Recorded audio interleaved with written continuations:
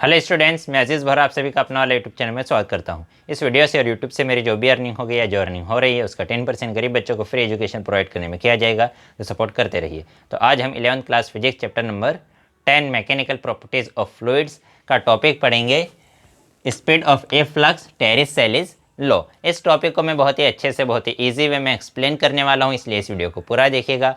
और अगर अभी तक आप लोगों ने हमारे चैनल को सब्सक्राइब नहीं किया है तो चैनल को सब्सक्राइब कर लीजिए, बेल आइकन को भी प्रेस कर दीजिएगा ताकि नए वीडियोस की नोटिफिकेशन आपको समय पर मिलते रहे। तो क्या है आज का हमारा टॉपिक? आज का हमारा टॉपिक है speed of efflux Torricelli's law. तो देखो, सबसे पहले तो ए फ्लक्स का मतलब क्या होता है? Efflux that means, efflux word का मीनिंग है फ्लूइड आउटफ्लो। ये कहीं से फ्लूइड अगर बाहर निकल रहा है, उसका आउटफ्लो हो रहा है, तो उसको हम क्या कहेंगे? ए फ्लक्स। और उस ए फ्लक्स का हमें क्या निकालनी है? स्पीड। और ये इसी का लॉ किसने दिया है? टेरिस-सेली ने दिया है। तो जैसे कि हमने फ्री फॉल के लिए पढ़ा है कि फ्री फॉल में स्पीड कितनी होती है? v is equal to √2gh। जिस टाइप से फ्री फॉल में speed v is equal to √2gh होती है, इसी टाइप से आउटफ्लो में भी इतनी ही स्पीड होती है। वो हम आज प्रूव करेंगे। और उसके साथ देखो, हमने इसमें कंसिडर कर लिया कि ये हमारे पास एक टैंक है, उस टैंक में क्या भर दिया? हमने एक लिक्विड भर दिया है। लिक्विड भर दिया है उस टैंक में, हमने यहाँ पर एक बहुत छोटा सा होल कर दिया है, यहाँ पर होल कर दिया है। इस होल का क्रॉस सेक्शनल एरिया हमने कंसिडर कर लिया, कितना है? A1। अब यहाँ से फ्लूइड बाहर निकलेगा, फ्लूइड बाहर निकलेगा तो उसकी कुछ स्पीड रहेगी, वो स्पीड हमने कंसिडर कर ली v1। ये जो ऊपर का सरफेस है, इसका क्रॉस सेक्शनल एरिया हमने कंसिडर कर लिया A2, ठीक है। और यहाँ से स्पीड अब धीरे धीरे नीचे जाएगा। यहाँ का जो लिक्विड है अब वो धीरे धीरे नीचे जाएगा, क्योंकि यहाँ से लिक्विड बाहर निकलते जा रहा है तो उसका हाइट डिक्रीज होते जाएगी। तो इसकी जो डिक्रीज जो लिक्विड है उसके नीचे जाने की स्पीड हमने कंसिडर कर ली v2। और ये जो लिक्विड है उसका डेंसिटी हमने कंसिडर कर ली, कितनी है? रो। ये जो पॉइंट है, इस पॉइंट को हमने नाम दे दिया 1। और यहाँ का ये जो इसकी हाइट है, इस पॉइंट को हमने नाम दे दिया 2। पॉइंट 1 की बॉटम पॉइंट से हाइट हमने कंसिडर कर ली y1। और ये जो पॉइंट 2 है, इसके बॉटम से हमने हाइट कंसिडर कर ली, कितनी है? इसकी हाइट कंसिडर कर ली y2। पॉइंट 2 है तो उसकी हाइट y2। तो अब इस पॉइंट 1 और पॉइंट 2 इन दोनों के बीच की जो डिस्टेंस है कि ये जो हाइट है, इसको पॉइंट इन यहाँ पर जो पॉइंट्स है उसको पॉइंट 2 कंसिडर कर लिया, इसको पॉइंट 1। तो इन दोनों के बीच में ये जो हाइट डिफरेंस है ये कितनी हो जाएगी? तो देखो, टोटल हाइट कितनी है? y2। और यहाँ से यहाँ तक की हाइट कितनी है? y1। टोटल हाइट y2 और यहाँ से यहाँ तक की हाइट कितनी है? y1। तो टोटल में से अगर ये वाली हाइट माइनस कर देंगे, टोटल में से ये वाली हाइट अगर माइनस कर देंगे तो ये हाइट आ जाएगी। तो मतलब ये हाइट कितनी रहेगी? y2 minus y1। और उसी को हमने कंसिडर कर लिया कितना? h। इस हाइट को हमने कितना कंसिडर कर लिया? h। तो हमें फ्रॉम इक्वेशन ऑफ कंटिन्यूटी पता है, क्या पता है? कि A1 V1 is equal to क्या होता है? A2 V2। ये होता है where A is area of cross section and V is speed. इसी को हम A2 V2 is equal to A1 V1 लिख सकते हैं क्या? इसको इधर लिख दिया, इसको इधर लिख दिया, कोई फर्क पड़ेगा? नहीं पड़ेगा। अब ये A2 यहाँ पर मल्टीप्लाई में है, इधर आकर डिवाइड में हो जाएगा, तो V2 की वैल्यू कितनी आ जाएगी? V2 is equal to A1 upon A2 into V1। अब हमने कंसिडर किया कि जो V2 है वो बहुत बड़ा है, किससे? A1 से। मतलब ये वाला एरिया ऑफ क्रॉस सेक्शन बहुत बड़ा है, किसकी कंपैरिजन में? इस A1 की कंपैरिजन में। मतलब ये छेद हमने बहुत ही छोटा किया है और ये टैंक बहुत बड़ा है। तो कंसिडर कर लो कि A1 कितना है? 0.0001 मीटर। और A2 कितना है? A2 है 1000 मीटर। तो अगर अब इन दोनों की वैल्यू हम यहाँ सब्सटीट्यूट करेंगे या इन दोनों का रेशो निकालेंगे, तो A1 अपॉन A2 कितना आ जाएगा? 0.0001 अपॉन 1000। इसकी वैल्यू निकाल रहे हैं हम A1 अपॉन A2। तो A1 पहले से बहुत छोटा था, बहुत ही छोटा था, और उसमें और हमने 1000 से डिवाइड कर दिया, तो ये वैल्यू अप्रोक्सीमेट 0 के इक्वल आ जाएगी। पहले की वैल्यू बहुत छोटी थी, उसमें और 1000 से डिवाइड कर दिया, तो वैल्यू अप्रोक्सीमेट 0 के इक्वल आ जाएगी। आएगी या नहीं आएगी? बिल्कुल आएगी। मतलब ये वैल्यू अप्रोक्सीमेट क्या है? 0 के इक्वल। तो ये वैल्यू 0 की अगर अप्रोक्सीमेट इक्वल है तो 0 में V1 से मल्टीप्लाई करेंगे तो फिर से कितना आ जाएगा 0। तो मतलब जो V2 है वो ये अप्रोक्सीमेट इक्वल रहेगा, तो अप्रोक्सीमेट V2 किसके इक्वल आ जाएगा 0 के इक्वल। मतलब यहाँ से वाटर जो नीचे जा रहा है उसकी स्पीड अप्रोक्सीमेट कैसी रहेगी 0 रहेगी। ये हम एक प्रैक्टिकल एग्जांपल से भी देख सकते हैं कि अगर हमारे पास एक बहुत बड़ा टैंक है, एक रूम के बराबर का टैंक है, और उस टैंक में हम एक पिन से छोटा सा होल कर दे तो उस पिन से वाटर तो बाहर निकल रहा है, उस टैंक के अंदर जो वाटर फिल है, जो लिक्विड फिल है, वो उस होल से बाहर तो निकल रहा है, लेकिन हमें उसका सरफेस नीचे जाता हुआ दिखेगा क्या? हमें पता ही नहीं चलेगा कि सरफेस नीचे जा रहा है, क्योंकि टैंक का जो एरिया ऑफ क्रॉस सेक्शन है वो बहुत बड़ा है और छेद का एरिया ऑफ क्रॉस सेक्शन बहुत छोटा है। इसलिए यहाँ से जो स्पीड है वो अप्रोक्सीमेट कितनी रहेगी 0 के इक्वल। अब हमें बर्नौलीज थ्योरम या बर्नौलीज प्रिंसिपल हमने पढ़ा है। अगर आप वो वीडियो नहीं देखी और आप देखना चाहते हैं तो आप यूट्यूब पर सर्च कर सकते हैं अपना बर्नौलीज प्रिंसिपल अपना वाला अजीज़ बोहरा, वो वीडियो आ जाएगी। तो उसमें हमने पढ़ा था, क्या पढ़ा था कि जो P1 plus rho GH1 plus half rho V1 square is equal to होता है, किसके इक्वल होता है? P2 plus rho GH2 plus half rho V2 square के इक्वल होता है। अब इस पॉइंट 1 का प्रेशर हमें पता होना चाहिए। तो यहाँ पर बाहर क्या है? एटमॉस्फेयर। तो एटमॉस्फेयर जो प्रेशर अप्लाई कर रहा है P1, मतलब पॉइंट 1 का प्रेशर मतलब P1, वो किसके इक्वल रहेगा? एटमॉस्फेरिक प्रेशर PA के इक्वल रहेगा।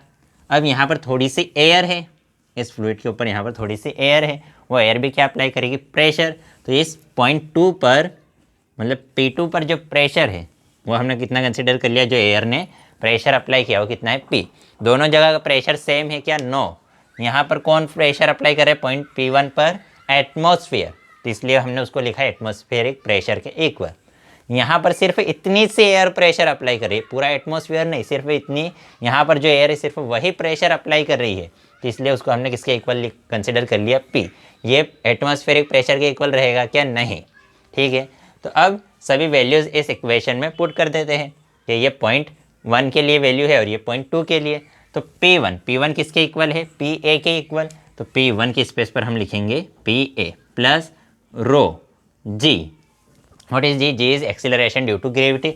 H1 is height of point 1। तो पॉइंट 1 की हाइट कितनी है? y1। तो H1 की स्पेस पर क्या लिखना पड़ेगा? y1 प्लस रो half rho V1 square plus P2 मतलब पॉइंट 2 का प्रेशर वो कितना है?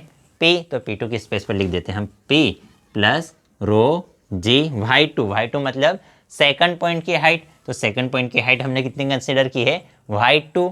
तो इस H2 की स्पेस पर हम क्या लिखेंगे? y2 प्लस, अब देखो V2 की वैल्यू तो क्या है? अप्रोक्सीमेट 0 के इक्वल या 0 ही समझ लो।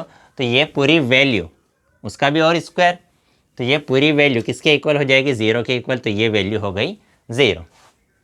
अब देखो ये PA यहाँ पर प्लस में है, इक्वल टू के उधर जाकर माइनस हो जाएगा। ये रो GY1 इधर प्लस में, इक्वल टू के उधर जाकर माइनस हो जाएगा। तो नेक्स्ट स्टेप क्या आ जाएगी? Half rho V1 square is equal to, ये P तो पहले से, चलो पहले ये वाली स्टेप, अगर मैं पहले ये स्टेप लिख दूँ तो कोई फ़र्क पड़ेगा क्या? नहीं पड़ेगा। तो मैं पहले ये वाली टर्म लिख देता हूँ, रो GY2।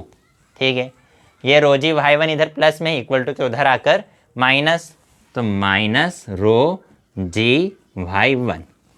ठीक है, प्लस ये P तो एज इट इज़ वहाँ पर था वहीं पर है, ये PA इधर प्लस में था, इक्वल टू के उधर जाकर माइनस, तो माइनस PA। इतना क्लियर है। अब इस पूरे इक्वेशन में हम रो से डिवाइड कर देते हैं, इस पूरी इक्वेशन को रो से डिवाइड कर देते हैं और 2 से मल्टीप्लाई कर देते हैं। कर दे क्या? कर देते हैं। तो पूरी इक्वेशन को हमने क्या किया? 2 से मल्टीप्लाई। तो यहाँ भी 2 आ जाएगा, यहाँ भी 2 आ जाएगा, यहाँ भी 2 आ जाएगा और यहाँ पर भी 2। कर दे। चलो एक स्टेप और बढ़ाते हैं फिर करेंगे। तो देखो हमारे पास क्या आ जाएगा? Half rho V1 square plus rho g यहाँ पर भी है, रो जी यहाँ पर भी है, तो दोनों में से रो जी को मैंने कॉमन निकाला। तो रो और जी को कॉमन निकाला, अंदर क्या बचा? y2 minus y1। यहाँ पर क्या बचा? y2 minus y1। Plus P minus P ए। यहाँ पर अगर एक ब्रैकेट लगा दो तो कोई फ़र्क पड़ेगा क्या? नहीं पड़ेगा। y2 minus y1, y2 minus y1 किसके इक्वल है? y2 माइनस y1 किसके इक्वल है? h के इक्वल। तो y2 माइनस y1 की स्पेस पर हम लिख सकते हैं h। तो हमारे पास नेक्स्ट स्टेप क्या आ जाएगी? Half rho v1 square is equal to rho g, इसकी स्पेस पर लिख दिया मैंने h plus p1 minus P A. अब इस पूरे इक्वेशन में 2 से मल्टीप्लाई कर देता हूँ, तो यहाँ पर आ जाएगा 2, यहाँ पर आ जाएगा 2 और यहाँ पर आ जाएगा 2। पूरे इक्वेशन में 2 से मल्टीप्लाई कर दिया। अब पूरे इक्वेशन में रो से डिवाइड कर देते हैं, तो इसको डिवाइड किया रो से, यहाँ पर भी डिवाइड किया रो से, यहाँ पर भी डिवाइड किया रो से। कोई फ़र्क पड़ेगा क्या? नहीं। पूरी इक्वेशन में 2 से मल्टीप्लाई कर दिया, पूरी इक्वेशन में रो से डिवाइड कर दिया। तो इस 2 से ये 2 क्या हो गया? कैंसल। इस रो से ये रो क्या हो गया? कैंसल। इस रो से ये रो क्या हो गया? कैंसल। तो हमारे पास इक्वेशन क्या आ गई? यहाँ पे सिर्फ क्या बचा? v1 square. तो v1 square is equal to 2gh। तो यहाँ मैंने लिखा 2gh प्लस यहाँ पे क्या बचा? 2 upon rho into p minus P ए। तो यहाँ मैंने लिख दिया p माइनस पी ए। क्लियर है? अब ये इधर स्क्वायर है, v1 स्क्वायर, स्क्वायर उधर जाके क्या बन जाएगा? रूट। तो इस स्क्वायर को उधर ले जाते हैं तो वो क्या बन जाएगा? रूट। तो ये हमारे पास क्या आ गया? v1 की वैल्यू, मतलब यहाँ पर स्पीड कितनी रहेगी वो आ गई। अब देखो जी की वैल्यू कितनी होती है? अप्रोक्सीमेट 10। और ये हाइट सपोज करो कितनी होगी? 5 मीटर। तो 10 इंटू 5 कितना हो जाएगा? 50। 50 का 2 में से मल्टीप्लाई होगा, तो ये वैल्यू अप्रोक्सीमेट 100 के इक्वल रहेगी। ये वैल्यू कैसी रहेगी? अप्रोक्सीमेट 100 के इक्वल। अब सपोज करो अगर if P is very greater than P A, कि यहाँ पर अगर प्रेशर बहुत ज़्यादा अप्लाई हो रहा है, यहाँ पर प्रेशर क्या अप्लाई हो रहा है? बहुत ज़्यादा। तो अब एटमॉस्फेरिक प्रेशर पी ए की वैल्यू 10 टू द पावर 5 की होती है, और ये और उससे भी ज़्यादा है। तो सपोज करो ये कितना होगा? 10 टू द पावर 10। तो ये वैल्यू है 10 टू द पावर 10। ठीक है, तो 10 टू द पावर 10 मतलब मिलियन बिलियंस में वैल्यू चली गई। तो ये वैल्यू किस में है? मिलियन बिलियंस में। ये वैल्यू किस में? मिलियन बिलियंस में। रो की वैल्यू कितनी होगी? 10 टू द पावर 3। तो 10 टू द पावर 10 में से अगर हम 10 टू द पावर 3 को डिवाइड भी कर दे, रो की वैल्यू अप्रोक्सीमेट, वाटर भी अगर होगा तो वाटर की डेंसिटी कितनी होती है? 10 टू द पावर 3। तो अगर ये 10 टू द पावर 3 से कैंसिल भी हो जाए तो 10 टू द पावर 7 बच रहा है। तो ये मिलियन बिलियंस में ये वैल्यू आ रही है। ये वैल्यू किस में आ रही है? Million billion. और ये वैल्यू सिर्फ कितनी है? ये वैल्यू कितनी है? 100 के समथिंग है, 100,000। तो उसमें इस वैल्यू में ये वैल्यू अगर ऐड भी होगी तो कोई फ़र्क पड़ेगा क्या? नहीं। तो इसका मतलब अगर P बहुत बड़ा है किससे? पी ए से, इस P is greater than P A, तो जो वेलोसिटी है v1 वो किस पे डिपेंड करेगी? वो किस पे डिपेंड करेगी? वो P पर डिपेंड करेगी, क्योंकि ये वैल्यू तो बहुत नेग्लिजिबल है। तो ये कम ज़्यादा हो भी जाएगी तो कोई फ़र्क पड़ेगा क्या? नहीं। तो अगर P बहुत बड़ा है, तो P बहुत बड़ा है, ये प्रेशर अगर बहुत ज़्यादा है, तो v1 की वैल्यू किस पे डिपेंड करेगी? इस प्रेशर पे डिपेंड करेगी। यहाँ पर जितना ज़्यादा प्रेशर लगेगा, यहाँ से निकलने वाले वाटर की स्पीड उतनी ज़्यादा रहेगी। अब उसके बाद दूसरी बात कि if P is equal to P A, कि ये जो P है, अब ये सेकंड कंडीशन ली कि अगर ये जो P है ये किसके इक्वल हो? अगर पी ए के इक्वल, मतलब यहाँ पर जो प्रेशर है अगर वो एटमॉस्फेरिक प्रेशर के इक्वल हो। P मतलब क्या? सेकंड पॉइंट पर प्रेशर। सेकंड पॉइंट पर प्रेशर अगर एटमॉस्फेरिक प्रेशर के इक्वल है, तो ये इधर पी ए इधर प्लस में, इधर आकर माइनस, तो P minus P A is equal to 0। तो P माइनस पी ए किसके इक्वल हो जाएगा? 0 के इक्वल। तो ये 0, तो ये पूरी टर्म क्या हो जाएगी? 0। 0 में किसी भी चीज़ से मल्टीप्लाई करो 0, तो ये पूरी टर्म क्या हो जाएगी? 0। तो v1 की वैल्यू कितनी आ जाएगी? √2gh। ये 2gh एज इट इज, और ये वैल्यू तो हो गई 0।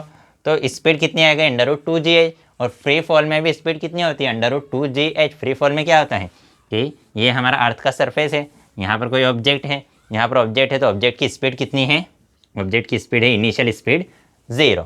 और यहाँ से जब वो फ्री फॉल करेगा, ऊपर से फ्रीली गिरेगा, कि यहाँ से इस कैप को मैं फ्रीली रिलीज़ कर दूँ, तो जब नीचे गिरेगा तो क्या होगा? फ्री फॉल करेगा ग्रेविटी के इन्फ्लुएंस में, और यहाँ पर आके उसकी फाइनल स्पीड कितनी हो जाएगी? v। तो हमें पता है तो इसकी फाइनल स्पीड v किसके इक्वल हो जाएगी, v के इक्वल। तो हमें second third equation of motion पता है, क्या पता है, v square is equal to क्या होता है, u स्क्वायर प्लस 2as। तो v square u initial speed तो कितनी है 0, तो ये हो गया 0 इंटू 2 a क्या है, एक्सीलरेशन। एक्सीलरेशन तो यहाँ पर एक्सीलरेशन को किसकी वजह से लगेगा, ग्रेविटी की वजह से, तो ये उसको हम लिखेंगे g। और s क्या है, डिस्प्लेसमेंट और डिस्टेंस, तो वो किसके इक्वल रहेगी, हाइट के इक्वल, इस पॉइंट की हाइट के इक्वल। तो s की स्पेस पर क्या लिखना पड़ेगा, h, ये स्क्वायर उधर जाके क्या बन जाएगा, अंडर रूट। तो v इज इक्वल टू क्या आ जाएगा, अंडर रूट 2gh। तो फ्री फॉल में भी स्पीड कितनी आती है, v is equal to under root 2gh। और यहाँ पर भी हमारे पास इक्वेशन क्या आ गई, v1 is equal to under root 2gh। तो ये इक्वेशन ही क्या है हमारी टेरिस-सेलिस लॉ के। टेरिस-सेलिस ने क्या कहा कि फ्री फॉल में जैसे किसी पार्टिकल की स्पीड होती है, उसी टाइप से अगर यहाँ से वाटर का कोई पार्टिकल है, कि वाटर की कोई बूंद है, अगर पानी की कोई बूंद है, वो अगर फ्री फॉल कर रही, लिक्विड की कोई बूंद अगर फ्री फॉल करेगी, तो फ्री फॉल करने जैसा ही उसका मोशन रहेगा, उसकी स्पीड रहेगी। कि जैसे यहाँ से वाटर नीचे जा रहा है, तो वाटर नीचे जा रहा है, तो यहाँ से वो बाहर निकल रहा है, तो यहाँ से जो उसकी स्पीड रहेगी वो फ्री फॉल के ही इक्वल रहेगी। तो आज की वीडियो में इतना ही। अगर वीडियो पसंद नहीं हो तो लाइक कीजिएगा, अपने दोस्तों के साथ भी शेयर ज़रूर कर दीजिएगा, पसंद नहीं हो तो डिसलाइक कर दीजिएगा।